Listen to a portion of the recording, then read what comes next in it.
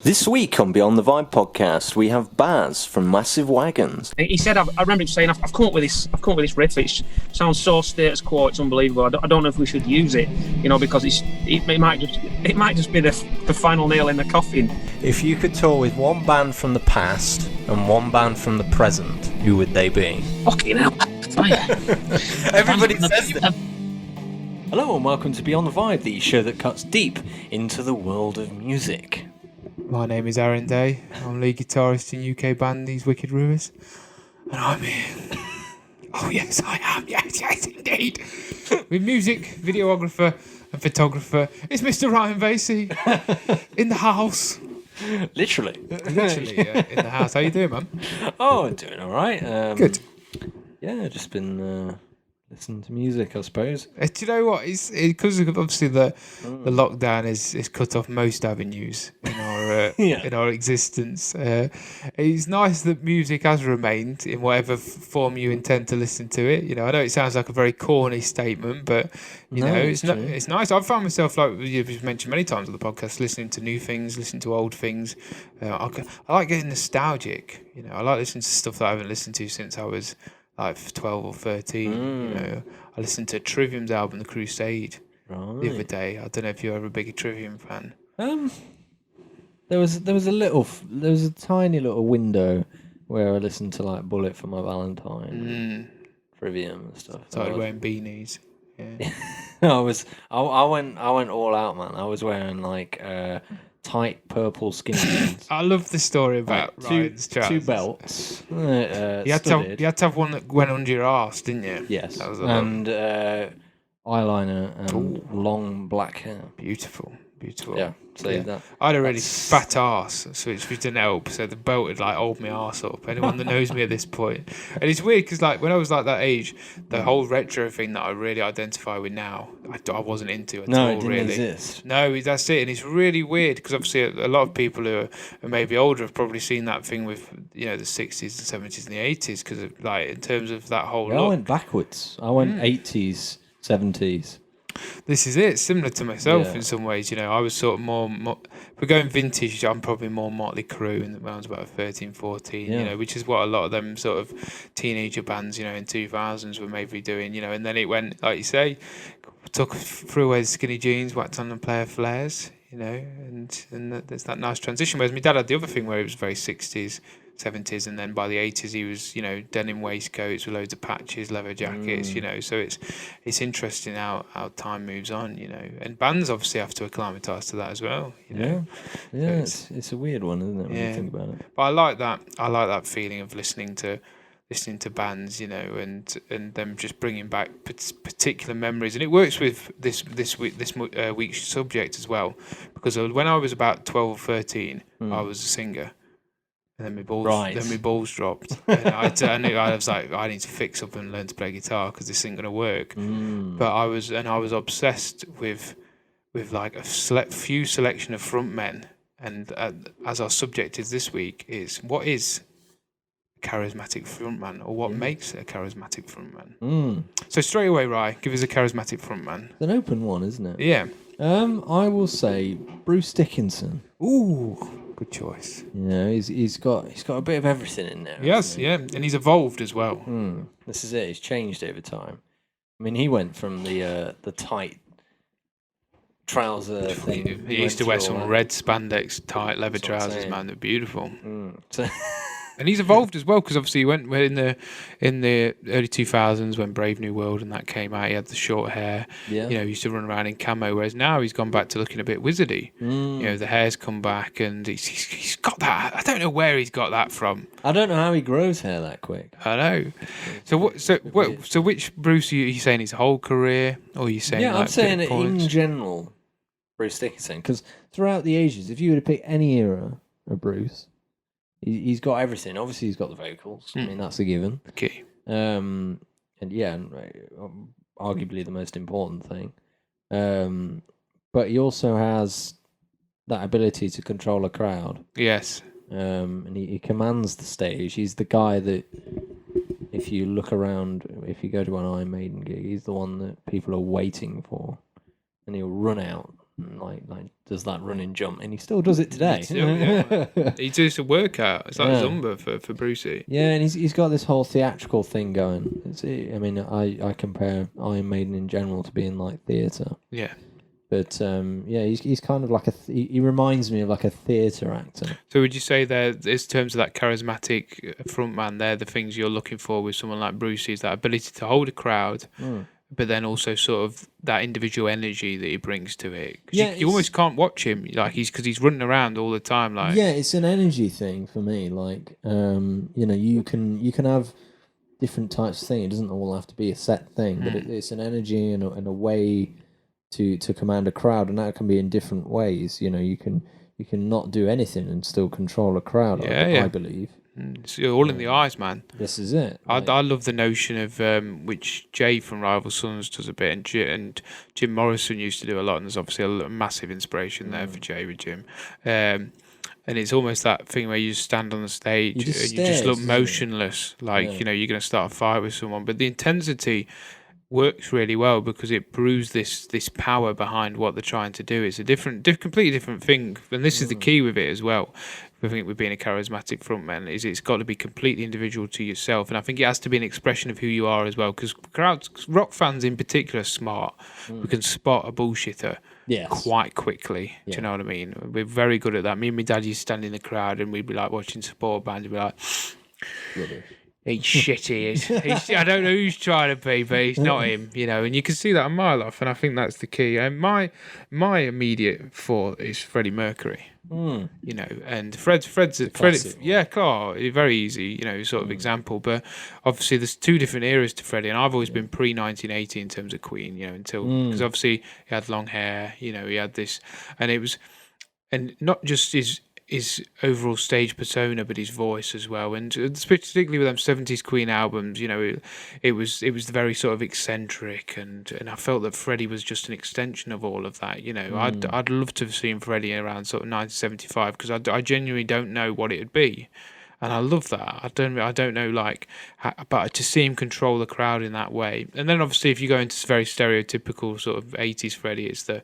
Radio Gaga, it's the you know, but it's genius because obviously if you're going out at that point and you're doing Wembley or something, you've got them in the palm of your hand, and I think that's another key thing for a charismatic frontman. Well, he's sorry to cut you off there, but Not at all. He's made it a cliche now to do stuff like that. That's it. Which proves that, you know, that's like the height of you know, of being that charismatic frontman, isn't it? You know, if you can essentially have something like we talked last week about the Jimmy Page, you know, the double neck, the double neck, where it becomes your thing, iconic, doesn't it? Nobody else can do it then. Yeah, I like the Robert Plant, you know, dock of the hand that we take. Yes, the piss we out talk of. about this. Don't we? Yeah, we do. We really take the piss out of it. We're terrible. Poor old Josh, who we've torn into a little bit sometimes. It's a Greta Van Fleet for him, And it only took us about 12 minutes to mention Greta Van Fleet. Yeah, well, you know, it ties into it. But poor guy, he does the hand thing occasionally. I mean, I do it in the mirror just to make myself feel cool every so often, but it doesn't work. It feels but that's the thing. Every time he does it, I'm going, Robert Plant. It's very Robert Plant. Yeah, it's that kind of he's made it all his, of that as well. Yeah. You know? And I suppose that's the beauty of being the ones that came before. But at the same time, it's, you know, I like that iconic sort of thing because it's smart. You know, I feel that this is premeditated. I mean, it's inspired. You know, I think we're all products of what we've done. The first gig I played with Rivers, on a different angle from a guitarist point of view, I'd built up a portfolio of moves in terms of how I performed on stage, just taken from different things, a lot of Slash, you know, a bit of Cadillac Free because I was really into their lead singer, and it's all kind of built into me naturally over time because I'm just absorbing it. So when it came to the point of performance, I just naturally came out of me. And I'm sure you, even though you're not a musician, if you were to learn and get in the band and stuff, I think you'd be the same. It'd be like, it takes confidence, and practice and constantly doing it. But I think you do naturally fall into that, definitely. Yeah, I think I'd end up like Ozzy. I'd just be running around going, "Hey, it's the greatest thing in the world." In the middle of a love song, fucking go on! I can't hear you. I mean, Ozzy's on autopilot. I mean, Ozzy's an interesting conversation without blabbering all these. Well, I would say I was going to throw him in. Is Ozzy charismatic? I was going to throw him in next, Or is he lovable? I believe he's unconventionally charismatic. And my point is, if you were to look at all the things Ozzy does on paper, it's the worst frontman in the world. But because he does all the stereotypical things, like throwing his hands up in the air, going "Come on," all these kind of things. But there's an endearing charm to it all, and I think in that makes him charismatic. That's my argument. Yeah, I think my problem is I too strictly kind of put charismatic as to somebody that I think it can be more. Yeah, I do. I think when you look up the definition, it's something like an action that evokes devotion from others. It goes back to that sort of church preacher thing, and I love that notion with a vocalist. Ironically, looking like a church preacher today. My constant goal. I feel underdressed today. What I don't like about Ryan is that when I raise my hand, he doesn't be quiet, and we're working on it very slowly. But I love that notion because it's very much that, like, congregations, the crowd, and it's very charismatic. And Ozzy could do that. Fuck me, if Ozzy was a preacher, he'd be a sick preacher, man. That's what I'm saying. And he hates American preachers as well. It's his big thing about that. Yeah. He did what was the song? Oh, I was going to fly out some wonderful trivia then. But yeah, no, I think that's the fair example of all the different types of frontmen you have. I don't see frontmen that play instruments as charismatic. Yes. That come to my mind. Lemmy's got an icon and got his own identity, but was he charismatic? Phil Lynott was charismatic. Yes, a good one. For example, Mark Bolan.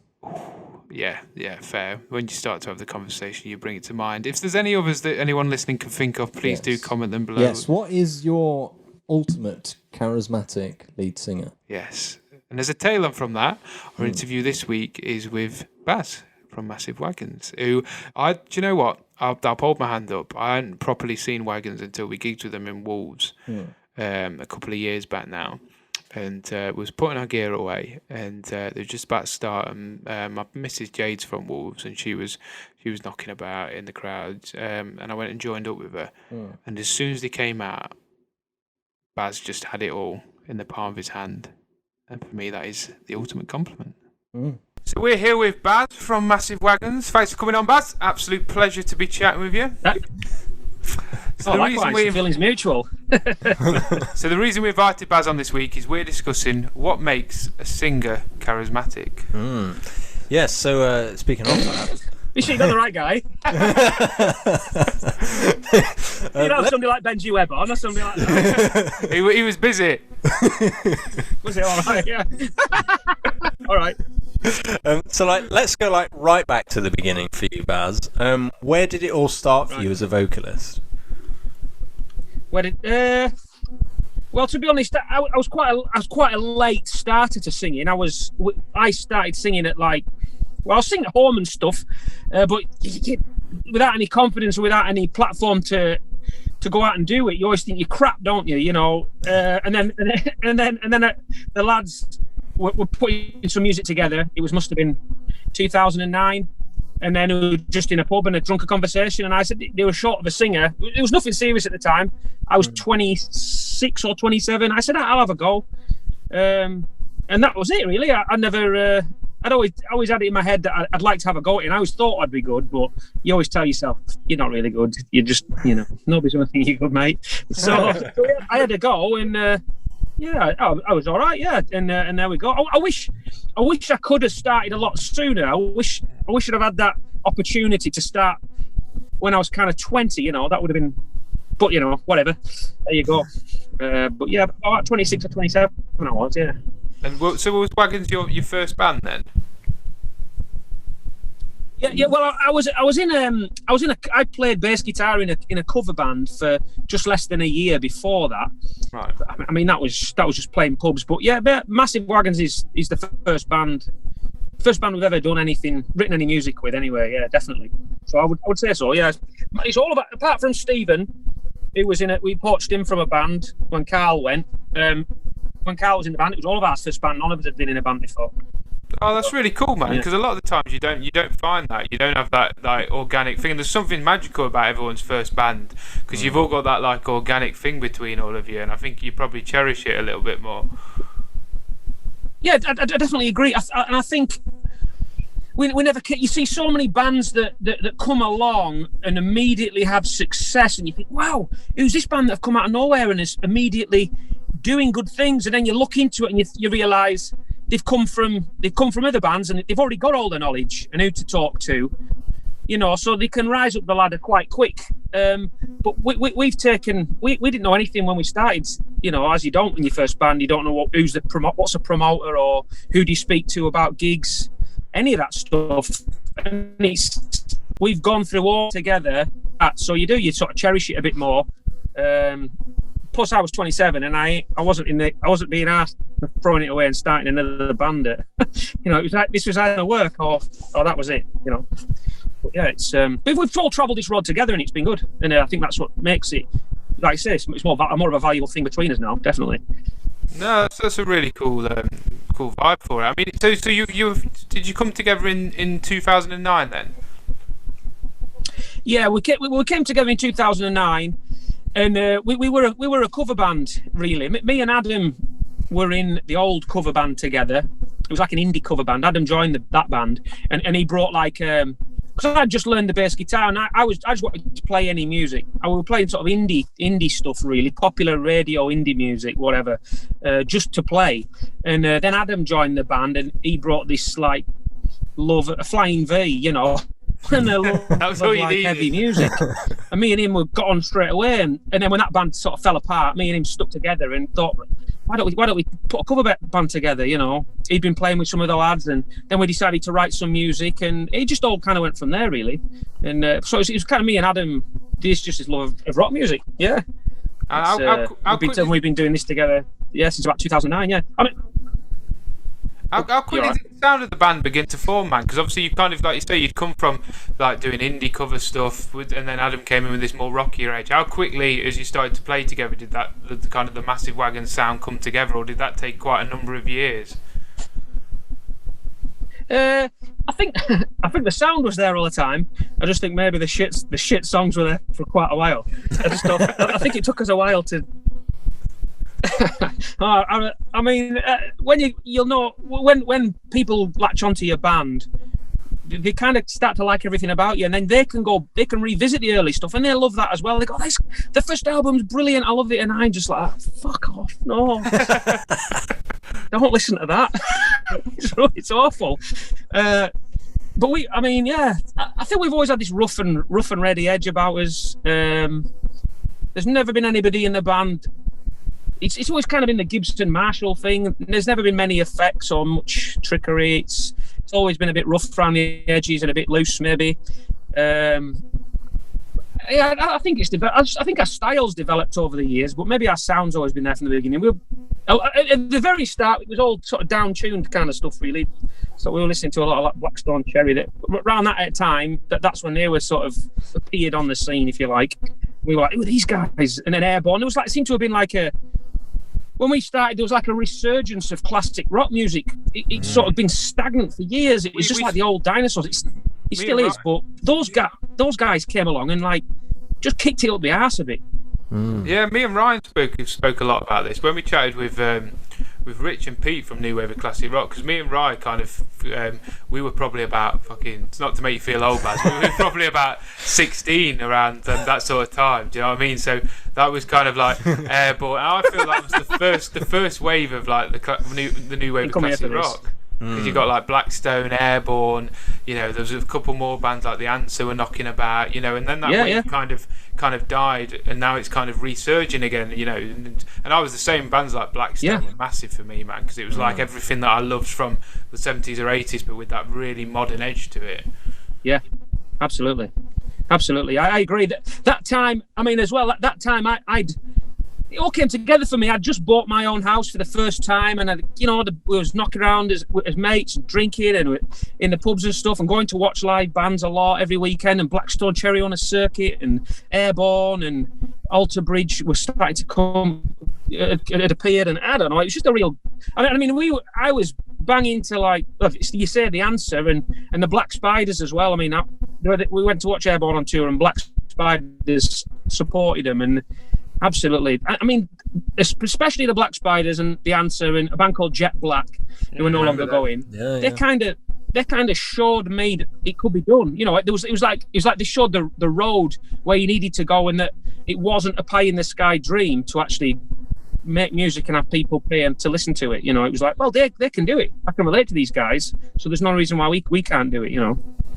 No, that's the whole rock and roll dream. I mean, kind of progressing from where you were at that point to probably when you started really feeling like you were going down that journey. The first time I was made aware of Wagons was when you released Welcome to the World with Ratio in Tokyo kind of beginning to get airplay. With Ratio in particular, man, me and Ryan were chatting about it, and it was probably what you were saying about the whole sort of rough and ready and that simple foundation. With the lyrics and the video in particular, I immediately felt there was that connection with sort of working people. You know, what's the story with that song? To be honest, Ratio was a kind of strange one, really. I don't really remember. I don't really remember as the song really meant to write lot. That's going to shatter a few illusions, isn't it? It was just a bit of a nonsensical song, really. It just sort of came out. I don't know where it came from or what it kind of means. It kind of hints at. It's kind of a bit of a sad song, really, I suppose. It's kind of like a no hope song. You kind of always make those plans to do other things. Like, as soon as I learn to fly, I'll get us out of here. Well, that's never going to happen, is it? So you kind of stuck on the track. You're going down. You're kind of stuck on this road, and you always have these dreams of doing other things, but I don't know. It's just sometimes it's impossible to sort of to realize them. It's a strange song.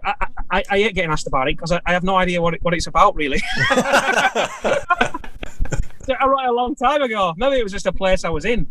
I don't know. Maybe it's they just came out of you naturally, because that's why people connect with it so much, because it's just a natural thing. You've not forced it or tried to convey anything. I mean, the biggest thing I took from it is I always think of, like, Lemmy did an interview once, and he spoke about how important sort of rock music is for people who fucking work all week, feel like they've been treated like a twat, and then on a Friday and a Saturday night they can go out and get pissed up and go to a gig and feel like they've got that escapism, and I think a lot of people probably connect with Wagons so much because maybe you provide that for a lot of guys, and I feel like Ratio taps into that a little bit, even if it wasn't sort of meant for that purpose. I think it's just one of those songs. I remember writing it. I remember where I was when I wrote the words. I just remember it came out really easy, and it just sort of flowed out. And I remember feeling really good about writing it. I don't think I was trying to get a message across. I was just kind of writing what I was thinking. I don't know. It's hard. It was such a long time ago. Definitely didn't have some songs I could tell you even off the first album. That had a definite point. I was trying to make a point. I was saying something, but that song, it just kind of just about feeling. Yeah, you're right. It's about feelings, I think, and just. And then I took it to the lads, as you probably do with songs. I take all the lyrics to the lads, and I think, no idea how it's going to go. And then we just played it, and everyone just lit up and went, "This just sounds great." I was like, "Oh, nice one." That's a result, then. I got away with it. Yeah, I got away with it. Yeah, exactly. Yeah. In 2017, Massive Wagons became one of those front runners for the new wave of classic rock movement. At this point, you brought the Back to the Stack out for the Teenage Cancer Trust, but also as a tribute to, of course, Rick Parfitt. Yeah. How did that conversation happen regarding Yeah. wanting the band to give that tribute? Well, it was around. It was after he died at Christmas, on Christmas Eve, I think, that year, and it was the first practice back after Christmas. Adam had obviously he'd been messing around with his guitar, and he'd been listening to some quo, I think. And he said, I remember him saying, I've come up with this riff. It sounds so status quo, it's unbelievable. I don't know if we should use it, because it might just be the final nail in the coffin for the quo comparison. And I was like, well, I said, just give it me anyway. And then wrote a song about Rick Parfitt. But I thought, what better way to take a quo riff than to try and make a quo. People say that sounds like quo, but to write a song about quo would kind of ease off the quo comparison, if you like. Do you know what I mean? And he just died, and like, he was a legend, and he was just a guy I kind of admired. He was a bit of a Jack the Lad, and he was a bit of a maniac, and he was always like the loose cannon in the band.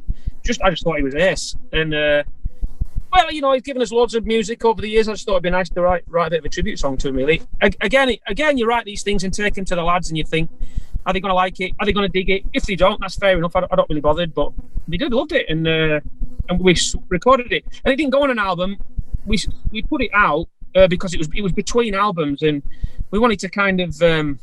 We were going to make a video for the song Nails off Welcome to the World, but the album had been out too long, and we thought, it's not really relevant, but we weren't doing anything. So we're like, why don't we just record this song on its own as a one-off?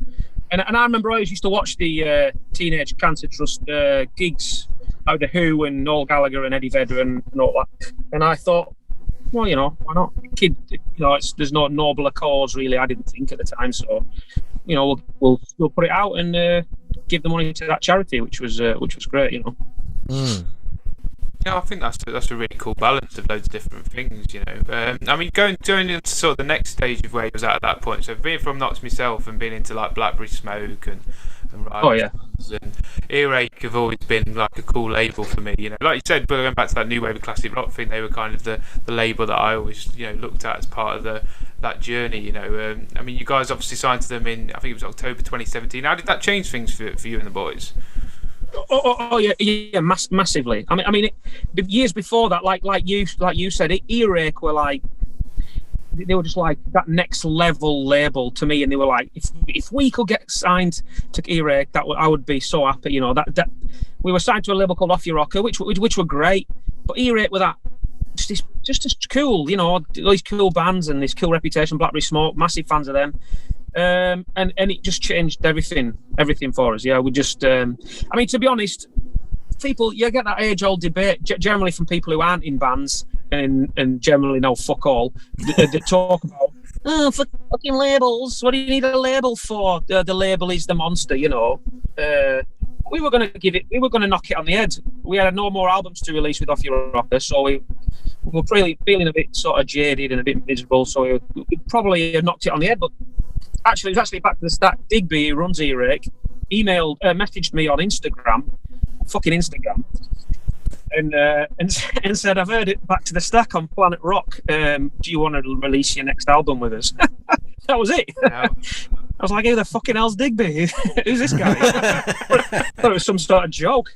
What's him doing? Messaging the owner of this label is messaging me on Instagram. But yeah, I found out it wasn't a joke, and it took a while. We ironed a few things out, but if it hadn't have been for that, we wouldn't be doing this now. So what did we have to? Had nothing to lose, Mead have got access to professional opinion, and we just had instant access to all this. We just had instant access to all these professionals, these opinions and PR and a world of stuff we never knew about. It was ace, no brainer.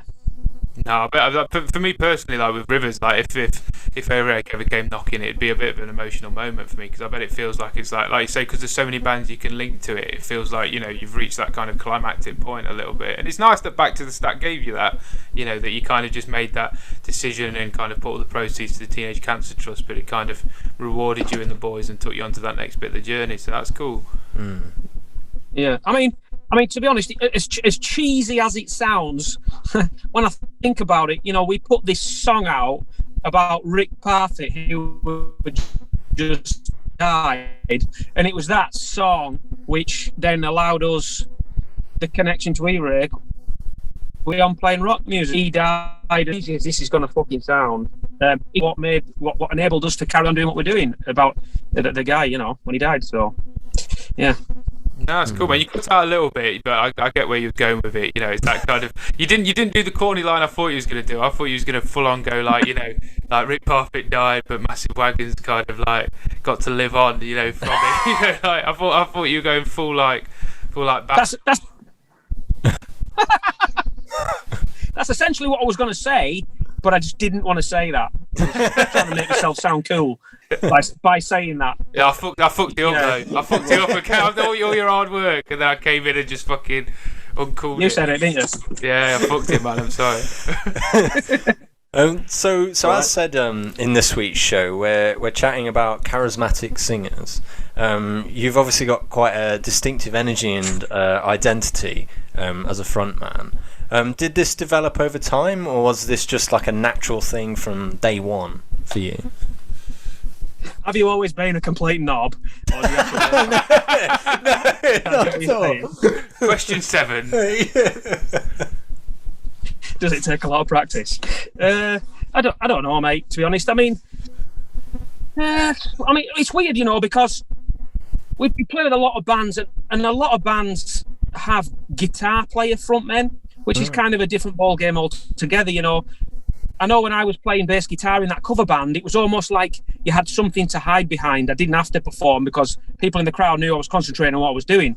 But when I first started singing, and you have a mic stand, first gig I was fucking like that. You can't hide behind it, and everyone's looking at you because you're at the front.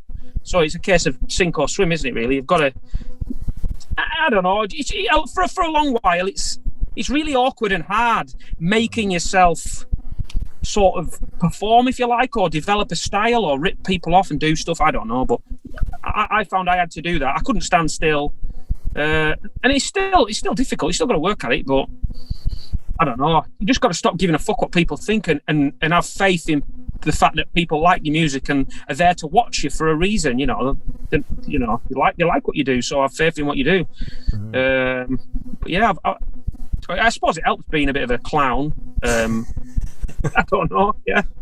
The older you get, the less you give a fuck about what people think. So I think that helps. That's the best advice you can give anyone that's in a band and struggling to find sort of where they're at. Is to just have faith that the people are there because you fucking dig what you're trying to do. Yeah.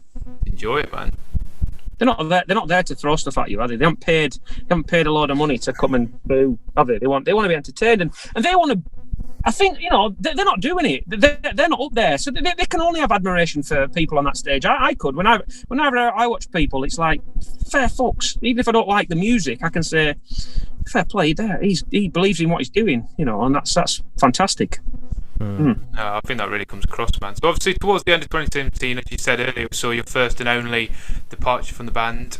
Drawing from my own experience with me and the boys in Rivers, like when we replaced Hallam on bass, we were saying we'd never had to replace anyone before, and it was quite a difficult process for us because we had to kind of ingrain Sam into the DNA of the band and the family. How did this impact on the band, and how was the process of recruiting the next member? Right. Yeah. It was a tough one. Carl had been with the band eight years. Wow. So he went for whatever reason. We won't talk about that. But I mean, we went through a lot. We went through a lot of the prospect of trying to find somebody was like. I mean, this was right as we were signing with E-Ray. This was like right at the same time this was going down with Carl. At the exact same time, we were like, this couldn't have happened at a worse time, really. And we didn't relish the prospect of trying to find somebody new. We come from. It's just the arsehole of nowhere. There's not many people around here we could call upon. So we thought, should we try? I mean, we'd made quite a lot of contacts in the sort of scene. So we thought, should we try and somebody like, for instance, the Black Spiders are already split up. So there was Ozzy from the Black Spiders. We thought he lives in Doncaster. We know him. He's a great guitar player. We'll approach him. And then there was another guy that called the Rev, Paul, who used to play in the Towers of London, the guitar player, who we know. who's from Morecambe. So we thought, he lives in London now, but I thought maybe we should go with him. People don't always have to be from the same place anymore to play in a band together. But we wanted somebody who could practice with us, who we could gel with, who could write songs with, flipping amp. And they were playing like, just all the covers, like Thin Lizzy covers, and I was like, this guy's nice. This guy gets it, playing UFO and these Rory Gallagher. We were just like, why? I mean, don't get me wrong. He was about 10 years younger than everyone else, which is a little bit kind of off-putting because we thought, it's gonna be like being in a band with his dad. But don't know. He was just brilliant. He just fit the bill when we asked him, and yeah, he was bang up for it. And he's just brought a new dimension. He's a brilliant guitar player. He's got pride in what he does. He joined when we wrote Full Nelson, so he didn't really contribute to that. A few little bits and pieces, but House of Noise, he wrote 4 or 5 songs off that album are all his. We lost you a little bit. I think we'll be able to edit it together. Really, I mean, you're saying towards the end he contributed kind of like 4 or 5 songs to House of Noise and that. Yeah. But, yeah, he did. Yeah, he's fantastic. He's a revelation. He fits the band well, man. He fits you guys really well. I think it's a solid match. Yeah. Well, I think when you're replacing somebody in a band, it's just so nerve-wracking because you just do not want to end up getting the wrong guy and thinking this is just knackered the job. We are going to have to get rid of this guy or carry on or whatever. You just want to have to make the right decision the first time, And luckily we did. That's cool. So 2018 and 2020 saw the release of Full Nelson and House of Noise, with the latter debuting at number 8 in the UK charts. Having formed the band 11 years before, how proud are you with this moment of getting a debut in the top 10 of the UK charts? Yeah, it was alright. It must be a big moment. Yeah, especially the rock band, man. Yeah. Well, yeah, it's crazy. It's crazy. And those last few positions in that chart, it's like a roller coaster. That chart, you go in like on. I don't really understand completely how it works. You go in on a Monday, I think. You're like into the midweek. We went in at like 8 or 9 or whatever, 8, whatever it was, and then as the week rolls on, everybody else thinks you're at that number, but you're going up and down. We went out of the chart up to about number 12, and then the next day we're down to 11, then to 10, and then like on the final day, we're like looking at who's above us, who's below us. You've got all the people that are like at number 13, 14, 15, who are the streaming artists whose numbers don't get added on until the end of the week, because at the end of the week, fucking Lewis Capaldi and whoever else is just their numbers are gonna come in, and it's just gonna sweep the rest of you out the charts. So you've got to make sure that the last 3, you're the front runner, because you're going to get swept away. There's us, Jarvis Cocker, 2 Tosspots from Westlife, and who the fuck they were called, I don't know, West Boys or some shit. Some of the fucking rap fucker, I don't know. Anyway, we're all trading places. And the last day we did I think we did that run. We did the run on the treadmill for Mind. And we just pushed it as hard as we could, and everybody just came through, and we couldn't believe it when we came in at like 9, and there was like literally less than 20 at sales between us and number 12, and as amazing as 12 would have been, it's the top 10 is like kind of like top 10, man. Proper, man. But yeah, there's literally no numbers between. There was another band called Bury Tomorrow, or metal band. I think they got. Yeah, I think they got a couple of weeks before they got number 10, and there was 11 albums sold between them and number 11. That's how close it is. Unbelievable, isn't it? Mad. Mm-hmm. But yeah, no, it was amazing, and I mean, again, I want to sound really cheesy here, but we've been going like 10, 11 years now, and like you say, it's great to still be connected to all of those bands that are kind of been going since we started, and to show people that it can be done, that you can do it. It's not. I'm not driving a fucking Jaguar or anything. But you cut out a little bit there. But I was just to let viewers know you was just talking extensively about your Renault Passat. and how comfy it is in the boot space. Because you cut out literally the point where you're like, I'm not driving a Jaguar or anything. And there's a little bit of cut out. So I assumed you just started talking about your family car. Yeah, my C-Max is what it is. Beautiful, man. No, like you say, for you're a big inspiration to me and the boys in Rivers, man. Obviously, we gig and we've got love for each other, but you know, it shows, like you say, you was at that nearly a point where you kind of decided to pack it all in, and then like a few years down the line, you're fucking debuting at number 10. It's mad how the world works, isn't it? You know what? I've come to figure over the years as well. We've discovered. Bands that succeed, there seems to be that number 10. 10 years seems to be for rock bands. Unless you're a band that are made or an overnight success, you're made by somebody, then it seems to be 10 years is how long you have to keep going before. I saw a thing with Lizzie Hale recently, and she said they were going 10 years and getting nowhere. Then suddenly people realised these people aren't going away, and suddenly they just became popular. Biffy Clyro, another one, 10, 11 years, 5 albums before they got anywhere. It's like, I always said, Biffy Clyro put five albums out, I think, before they went massive. I said, well, if I can't give it 5 albums, then, you know, if we're still not getting anywhere after that, well, I'll knock it on the head. But definitely. So we always try just to be keep positive. going. Yeah, that's it, man. You got to keep trying, haven't you? I mean, we always try and be positive after obviously what's been a shit 2020. I mean, what's the plans for yourself and the Wagons boys in 2021? Fucking hell. Don't know. I don't know.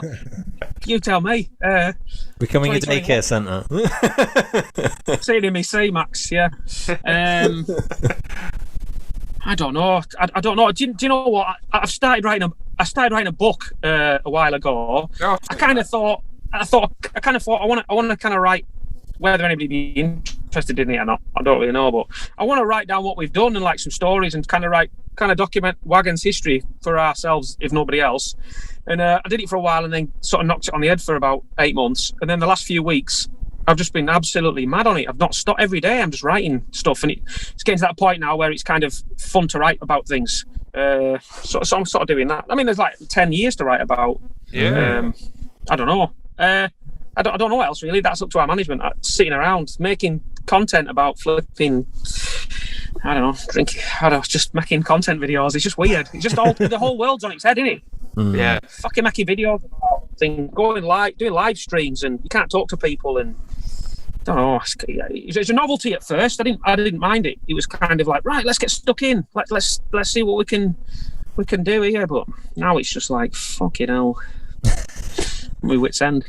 Well, to be fair, like not to have a go or anything, but listening to you boys kind of gave me my first sprout of fucking darkness about not gigging.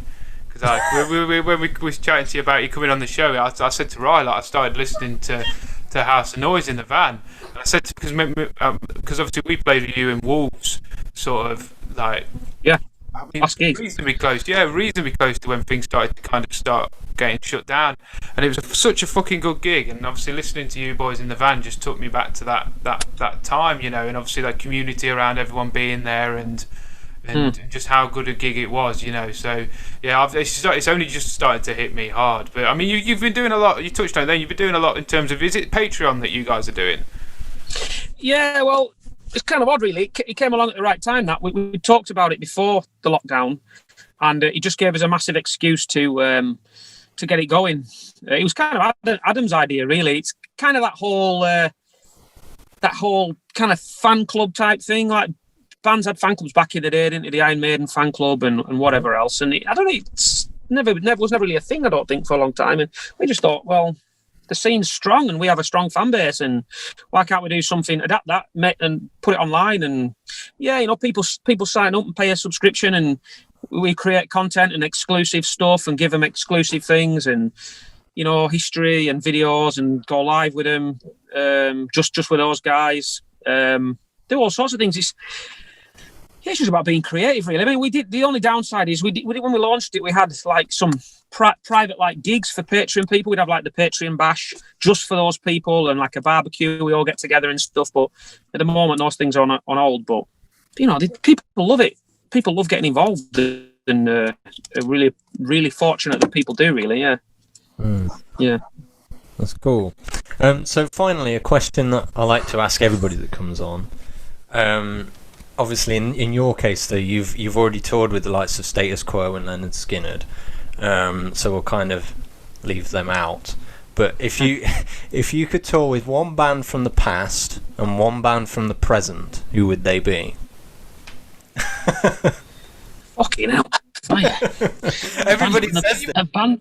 Everybody goes bloody hell. You don't want to say somebody shit, do you?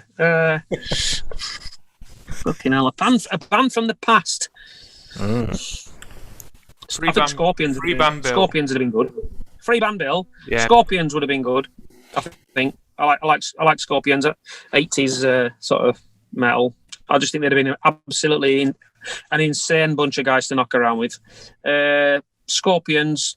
Or Van Halen. I mean, that's another one that they'd have been. I'm sure they would have been a lot of fun. A band from the present. Fucking hell, fire.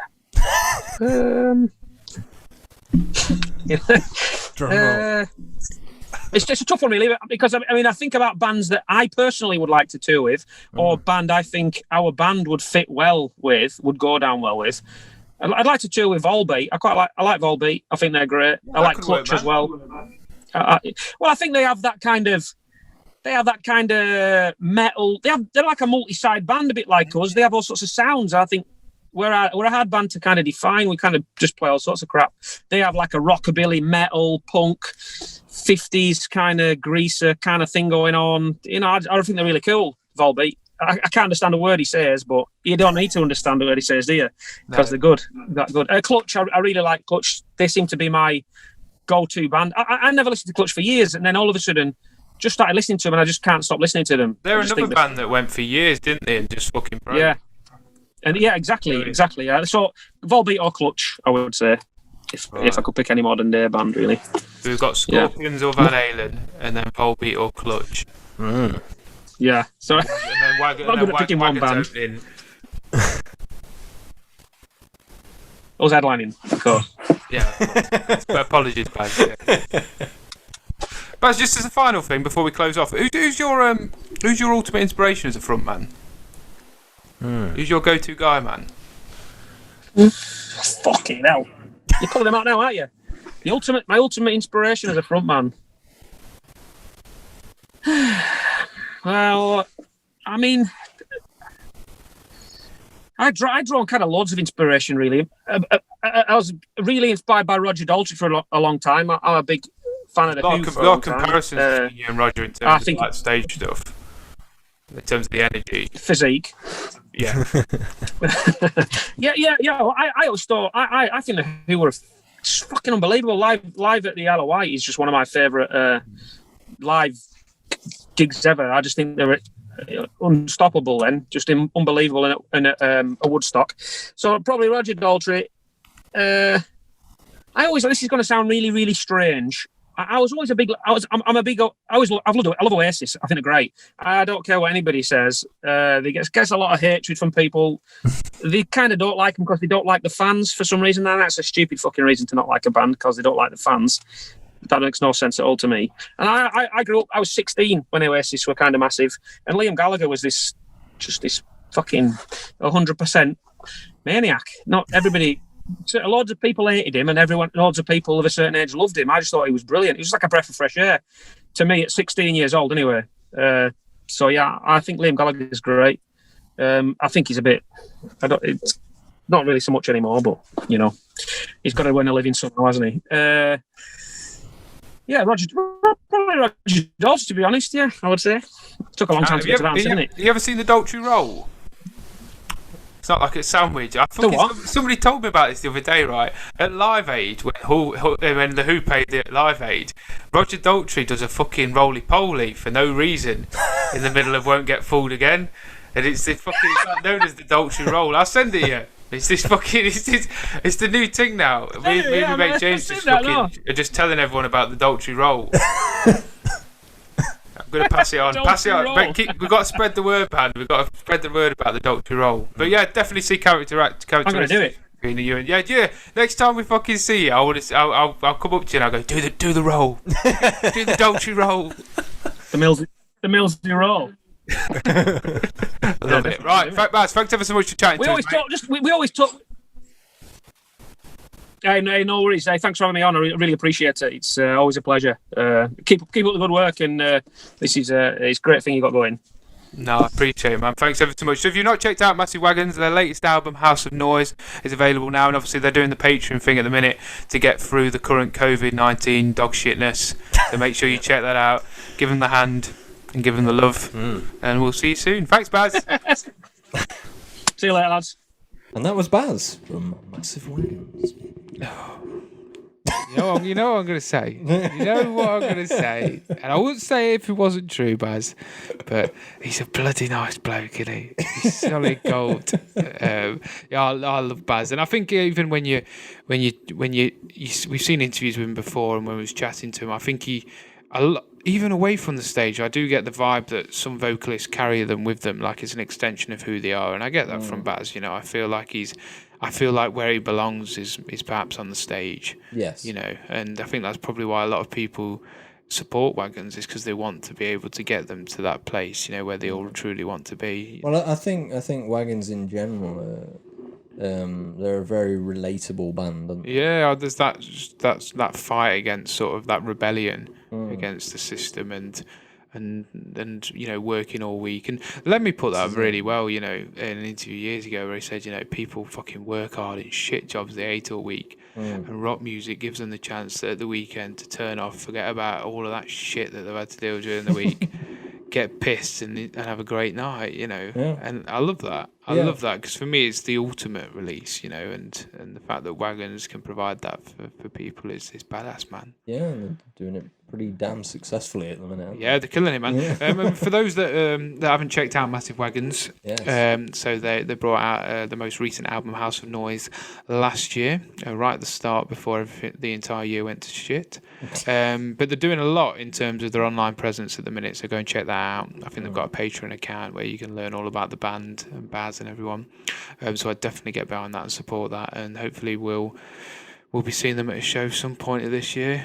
Yes, it'd be great to link up with them and all the other people that we've spoken to so far. Yeah, there's going to be a big rock and roll party at the end of this. I tell you that for sure. Yes. So yeah, tune in next week for a new person. Yes, as always.